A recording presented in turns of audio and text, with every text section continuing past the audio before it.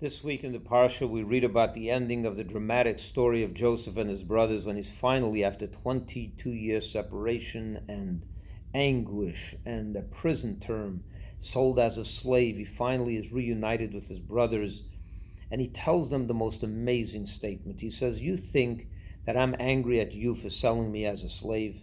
You're making a mistake. Nothing was by chance. Nothing was by accident. God orchestrated my life because I needed to be in Egypt exactly when I was there. Because as you remember, Joseph is the one that devised the plan how to save Egypt from the terrible famine that we're in. And he rose to greatness, and he had to be there. And that's what he tells his brothers. You may think that you did something wrong to me, and therefore I hold no grudges. All is orchestrated by God. There's nothing by chance in my life, and nor is there any chance in anyone's life." And I want to tell you a fascinating story that I just heard today. I'm going to look at my notes because I wrote some of the details, but it's a fascinating story. A man by the name of Marcel Sternberger, one day he has a friend that's in the hospital. He decides he's going to take the train to the hospital and visit him. He never travels that train. He never goes that route.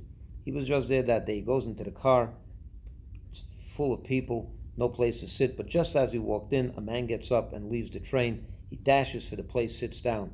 Right near him is a man reading a newspaper. He looks to the side of himself, looks to the side, and he sees it's in Polish. And the man's looking in the classified section. He asks the man, "Are you looking for a job?" He says, "No, I'm looking for my wife." He says, "What do you mean?" He says, "I come from a place called Debrecen in Hungary. And during the war, I was drafted and I was sent to the Russians to the front and my assignment was to clear out the dead bodies from the front lines of the soldiers, and to bury them. By the time I came back, my city was liberated, the war was over, but I never knew what happened to my wife, and whether she went to Auschwitz, did she survive, and therefore I came to America and I'm looking for her."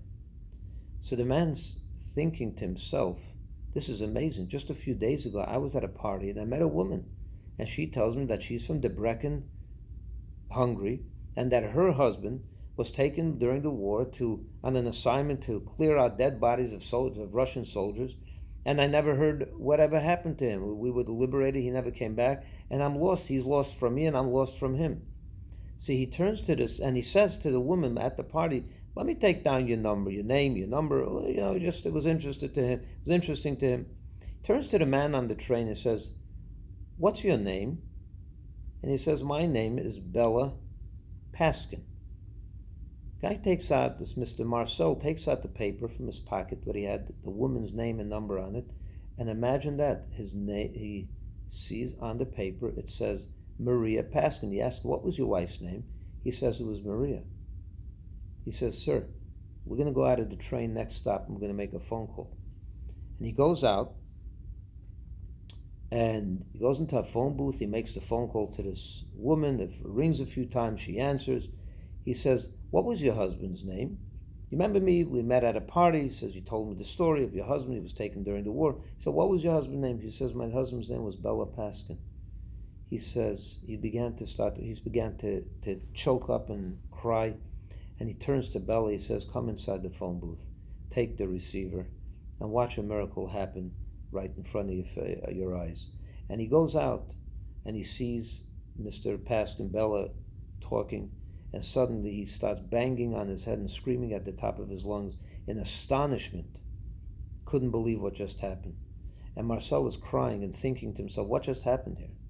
Now the skeptic would say, yeah, it was by chance. He happened to go visit his sick friend by chance, got onto this train by chance, onto this car by chance. The person that left the seat and made it vacant for me, also that was by chance. And the person sitting near him was by chance. And all this by chance, but we know better. Nothing of that is, of course, true. God was riding the train that day and orchestrated this incredible turn of events to reunite husband and wife after so many years. And that's what Joseph was telling his brothers.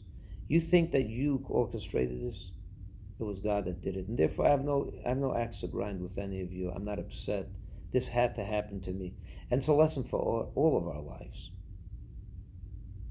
We need to recognize that nothing is happenstance. There's divine providence in every single detail. If you found yourself moving to Weston or to anywhere else, you had to be here. There's a purpose for you being here. Now, sometimes it's obvious to us what the purpose is. When things happen to us and we're not really happy that they happened, you get a flat tire on the road, you get stuck, you miss a plane, whatever it may be, and you're not happy or frustrated. Sometimes within minutes we find out how lucky we were, why we had to be where we were. Sometimes we find out a year later, and sometimes never. But be certain with one thing. God sent me and made this happen to me for a purpose, to bring sustenance to the world in the case of Joseph, or whatever other purpose in all of our own cases. Nothing is by chance. If we only knew how to embrace that truth and inculcate that truth into our mindset, we would live so much better lives. We would embrace our lives. We would see everything as the hand of God. There's no better life than that. And even if things happen that we're not happy about them, we're frustrated, it's our life. That's what was meant to be. That's what had to happen to us for a purpose. Embrace it, live it, don't exchange it for anyone else's. You can't anyway. So you might as well just embrace life. So I want to wish you all that more times than not, our lives and things that happen to us should become clear to us why they happen very quickly. But even if they don't, know for certain that nothing happens by accident. Certainly nothing in our own lives happen by accident. Our lives are exactly the way they should be. And embrace it and be happy. Shabbat Shalom.